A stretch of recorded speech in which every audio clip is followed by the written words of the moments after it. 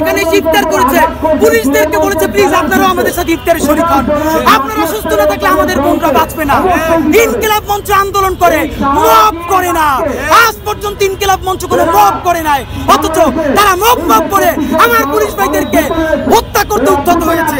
আমরা আমাদের চতুর্থ দাবি বলি, চতুর্থ দাবি হচ্ছে জাতিসংঘকে অন্তর্ভুক্ত করে শাপলা চত্বরের গণহত্যা এবং পিলখানা হত্যাকাণ্ডের বিচারিক তদন্ত কমিশন গঠন করে সুবিচার নিশ্চিত করতে হবে।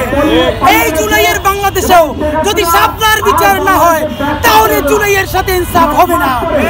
এবং সর্বশেষ আমরা বলতে চাই, যেটা আজকের সবথেকে গুরুত্বপূর্ণ দাবি, জুলাই গণহত্যার দুশমন আওয়ামী লীগকে গণহত্যাকারী এবং খুনি হিসেবে অতি দ্রুত নিষিদ্ধ করতে হবে। যতক্ষণ না পর্যন্ত আওয়ামী লীগের বিচার হবে, আওয়ামী লীগকে নিষিদ্ধ করা হবে, ততক্ষণ পর্যন্ত সংগ্রাম চলবে।